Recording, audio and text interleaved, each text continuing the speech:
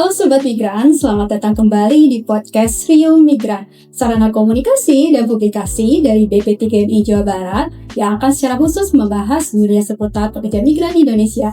Kali ini bersama saya, Anida Marutila, kita kedatangan tamu istimewa dari Lembaga Pembangunan Internasional milik pemerintah Jerman, yaitu GIZ atau GIZ Indonesia, yang diwakili oleh Bapak McDonald Anwar.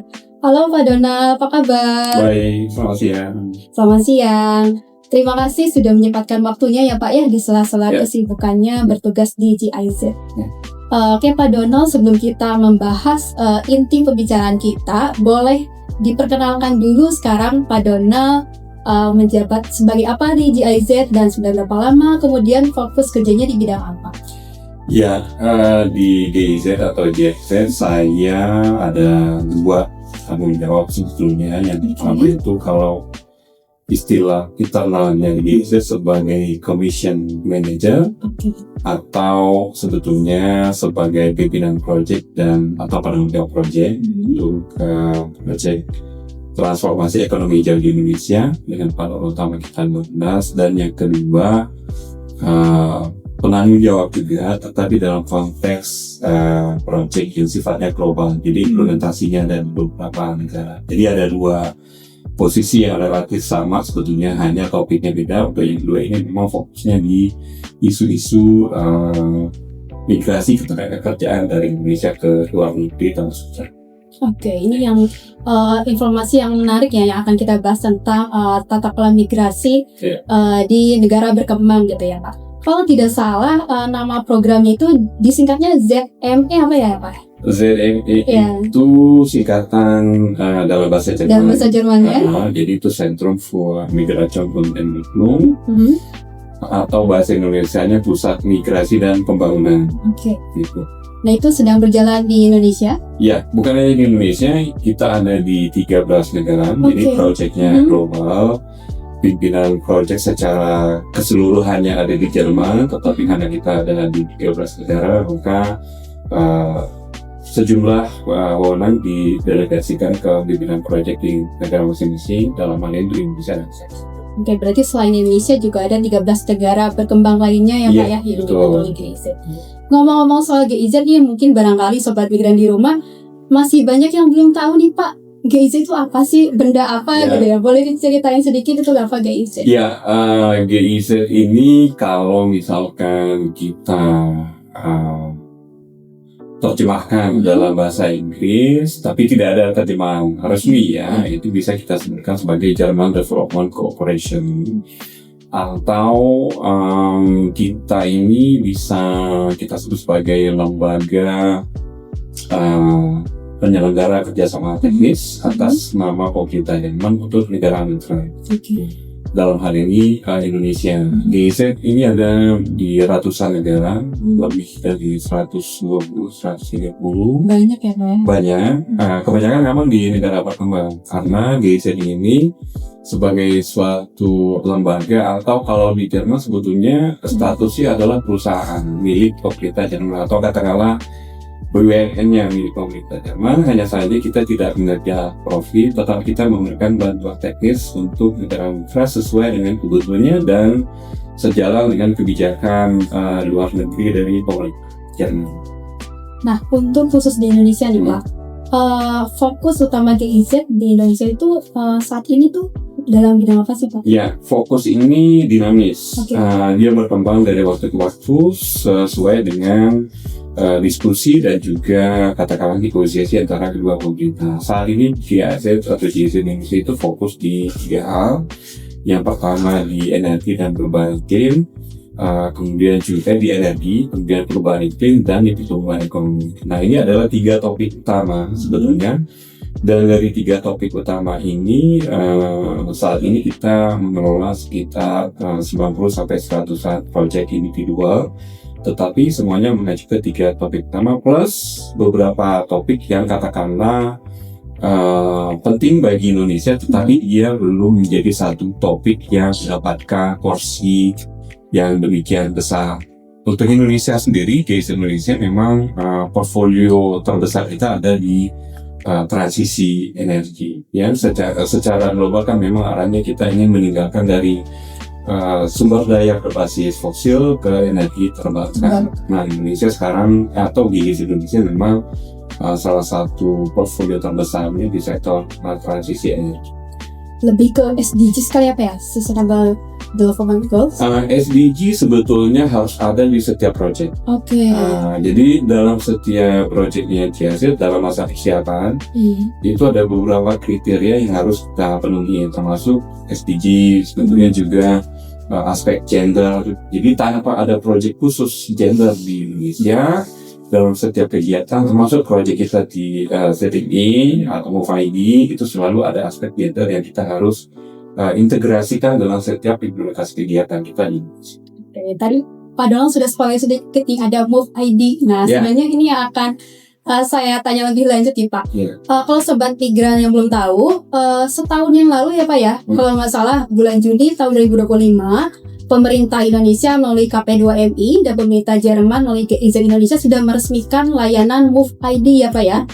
Baru ada 2 di BP3MI Jawa Barat dan BP3MI NTB. Nah, boleh sedikit kasih penjelasan Pak, apa sih MOVE-ID itu? Ya, terima kasih Mbak. Jadi kalau kita balik lagi, proyek ZDI di Indonesia ini sudah resmi kita jalankan sejak Maret 2025 dengan partner utama kita adalah KP2MI atau Kementerian Lingkungan Hidup Indonesia. Kita punya durasi proyek juga terbatas. Saat ini kita akan ada di Indonesia hingga Januari 2028. Jadi kita masih punya banyak waktu. Nah, dalam periode persiapan dan kita sudah tanda tangan perjanjian tertulis, kemudian kami punya ide kita perlu satu brand yang mungkin bisa lebih melekat, gitu ya, karena ini kan sifatnya layanan ya. Proyek CRM ini kita memberikan layanan sehingga muncullah ide untuk membuat suatu istilah yang mungkin bisa nancep gitu ya di teman-teman anak-anak muda. Lahirlah si kata MOVE-ID, atau kalau dalam bahasa Indonesia adalah Pusat Informasi Terpadu untuk Edukasi, Vokasi, dan Pembangunan. Intinya adalah kita memberikan layanan konsultasi untuk siapapun yang merasa dirinya atau ingin bekerja di luar negeri. Nah, ini uniknya proyek CDP adalah walaupun kita didanai oleh APBN-nya milik pemerintah Jerman, tapi dia tidak memfokuskan diri hanya untuk ke negara Jerman. Di sini kita lihat juga equality atau keadilan gitu ya, bahwa setiap orang itu berhak memutuskan apakah dia akan tetap tinggal di Indonesia atau dia memutuskan bekerja di luar negeri. Dan kita berharap sebagai lembaga milik pemerintah Jerman, kita berharap bahwa ada anak-anak muda ini yang mungkin tidak tertarik untuk bekerja di Indonesia. Jadi layanan yang kita berikan seputar kemungkinan bekerja di luar negeri, terutama di Jerman, kemudian juga peraturan-peraturan yang berkaitan gitu ya, perlindungan hukumnya seperti apa. Jadi kalau misalkan boleh kita katakan bahwa layanan kita ini sebetulnya komplementari terhadap layanan yang juga dilakukan oleh BP3MI. Kita kan baru ada 2 ya, BP3MI di Jawa Barat dan NTB. Nah, kenapa ada 2? Karena memang kita juga terbatas dan kita juga tahu bahwa kita nggak akan bisa cover semuanya. Jadi ini adalah bentuk dukungan kita secara untuk batas waktu tertentu, karena kita juga punya durasi proyeknya sampai Januari 2028. Bagaimana kita bisa mengoptimalkan, memberikan sedikit nuansa yang mungkin lebih berbeda, dan kita berharap pada suatu saat apa yang kita lakukan bersama dengan BP3 di Jawa Barat dan BPNTB bisa diteruskan oleh BP3MI di Jawa Barat dan BPNTB. Karena teman-teman kita misalkan di BP3MI Jawa Barat ataupun juga di NTB, mereka sudah mendapatkan pendidikan profesional menjadi seorang advisor sebagai counselor, memberikan layanan konsultasi dari A sampai Z itu seperti apa. Terlebih lagi memang yang akan kita juga harap teman-teman di BP3MI mungkin bisa juga mendapatkan info terkait undang-undang keimigrasian yang berkaitan dengan tenaga kerja di Jerman. Nah, perlu diketahui teman-teman bahwa pemerintah Jerman itu sudah melakukan perubahan terhadap undang-undang tenaga kerjanya untuk menerima orang asing itu sudah 2 kali dan tahun ini mungkin yang ketiga, dengan tujuan untuk mempermudah hambatan-hambatan atau tantangan secara administrasi untuk orang-orang di luar negara di Eropa untuk bisa tinggal dan pendidikan. Nah, layanan-layanan seperti inilah yang kita berikan untuk pelanggan atau customer, terutama yang mengacu ke bagaimana sih migrasi yang aman, migrasi yang teratur, sehingga sejalan dengan tujuan pemerintah untuk meminimalkan proses migrasi non-prosedural.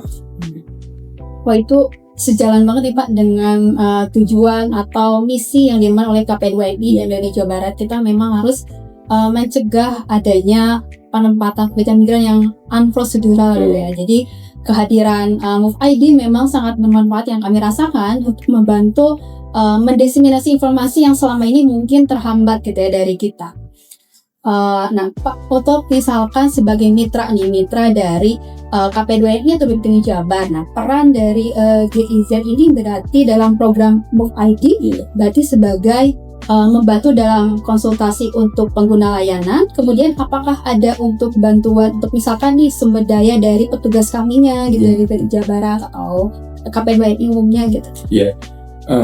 Mandat kita di project dari ini adalah memang ada beberapa tujuan. Yang pertama, kita memberikan layanan konsultasi untuk orang-orang yang berminat untuk bermigrasi atau memberikan kembali dari kota. Ini kan pertama. Yang kedua, pada saat bersamaan kita juga memberikan katakanlah capacity development measures untuk partner kita, dalam hal ini KP2MI, BPTGMI, dan kalau untuk kegiatan yang meningkatkan kapasitas ini tidak terbatas hanya untuk KP2MI pusat dan kedua BPTGMI partner kita, tapi terbuka untuk semua BPTGMI. Hanya memang kembali ke resource-nya kita, ke sumber pembiayaan seperti apa. Nah, konkretnya misalkan yang sudah kita terima dari beberapa kantor BPTGMI dan juga misalkan Pak Donald, kami butuh pelatihan untuk misalkan memverifikasi dokumen asing, atau misalkan bagaimana membuat perjanjian kerjasama dengan negara lain terkait ketenaga kerjaan. Atau yang saat ini kami sedang lakukan juga dengan Pusdatin di KP2MI, bagaimana meningkatkan sistem IT di Pusdatin di KP2MI sekaligus memberikan pelatihan untuk staf IT-nya mereka. Jadi kita tidak hanya melayani masyarakat, tetapi juga dalam waktu yang bersamaan dengan beberapa kegiatan yang terfokus kita meningkatkan kapasitas dari partner sesuai dengan kebutuhan yang disampaikan ke kita.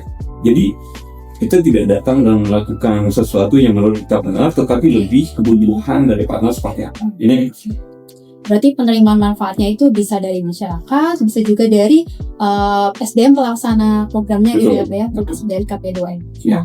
Ngomong-ngomong soal tadi terjemahan dari Move ID itu kan ada pusat layanan terpadu. Boleh tahu Pak, kenapa GIZ Indonesia menggunakan pendekatan pusat layanan terpadu? Apakah memang ada tujuan yang ingin dicapai, semuanya harus di satu pintu misalkan, atau seperti apa? Kalau kita lihat filosofinya sebetulnya ya kita dapat maksudnya kita beruntung bahwa di kabinet pemerintahan sekarang BP2MI statusnya menjadi KP2MI.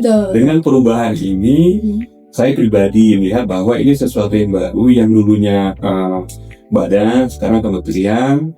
Kemudian juga semua layanan yang dulu mungkin ada di Kemenaker atau di Snaker sekarang berpindah ke BPTGMI atau KP2MI. Nah, kami melihat bahwa sepertinya ini perlu sesuatu yang terintegrasi, jadi one stop service. Yang saya yakin teman-teman di BP3 juga sudah melaksanakan. Nah, makanya kita memberikan namanya juga kita pusat layanan informasi terpadu.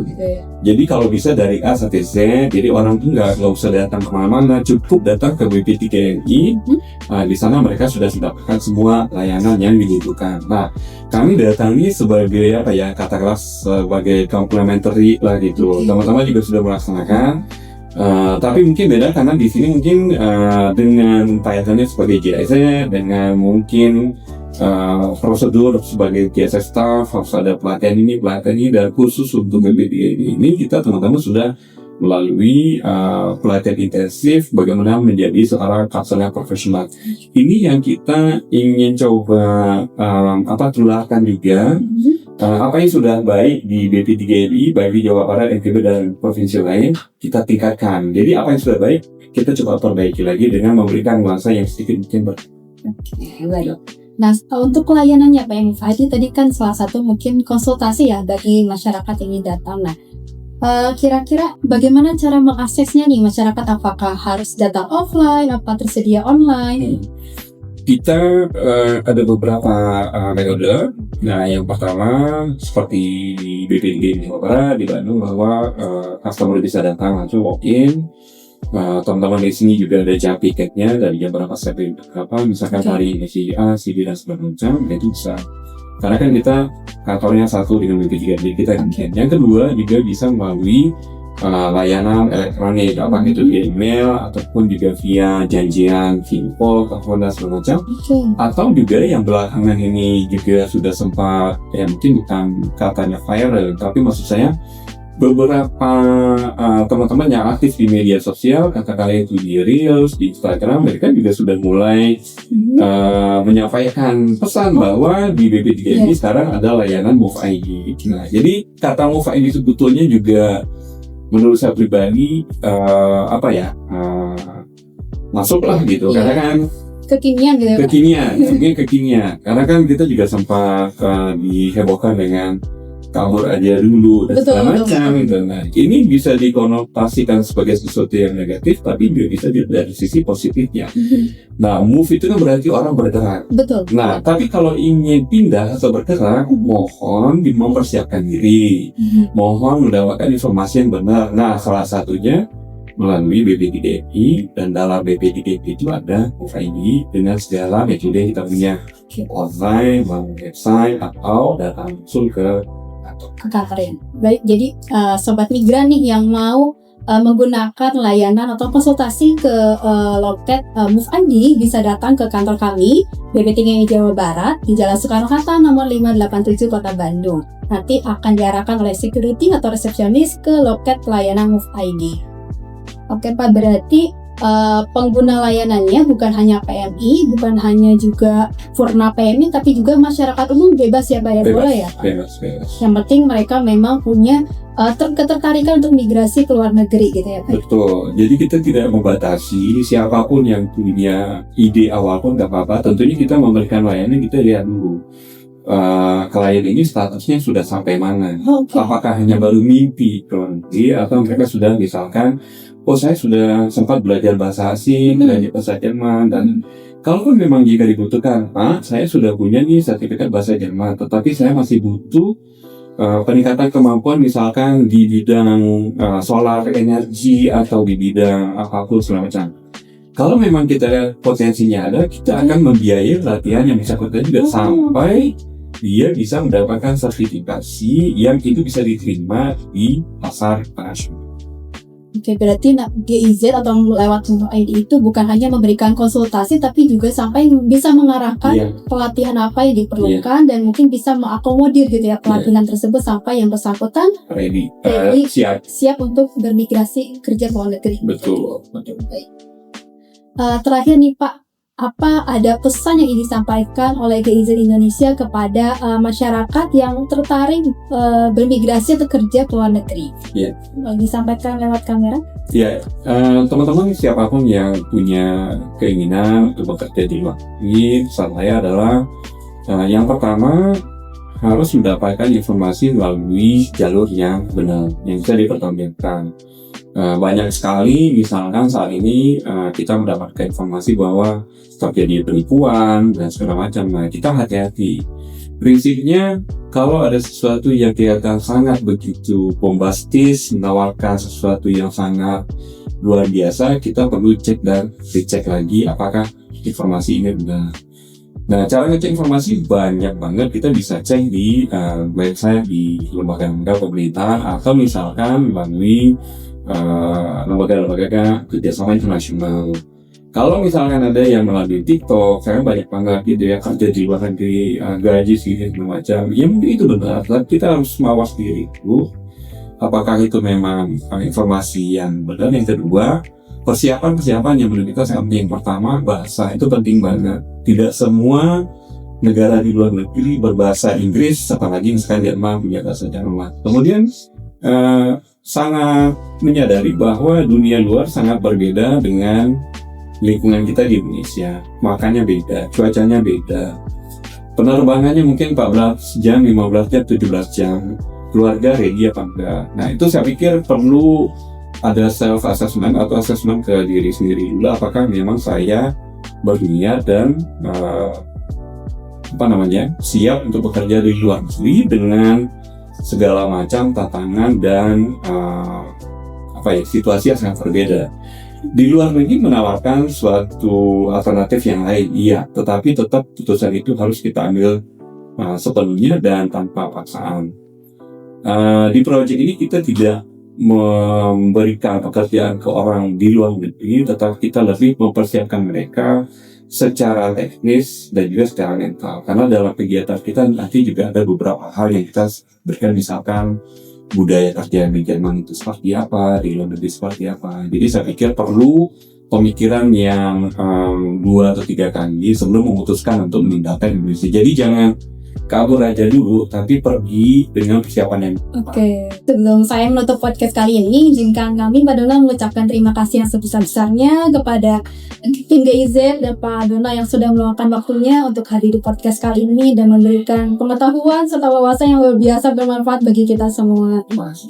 Oke Sobat Migran, memang podcast kita kali ini sudah berakhir, tapi jangan lupa untuk terus mengikuti episode kami selanjutnya dan tetap pantengin media sosial kami di BPT Jawa Barat untuk mendapatkan update terbaru dari dunia seputar pekerjaan migran Indonesia. Saya Anida dan tim undur diri. Terima kasih. Sampai jumpa.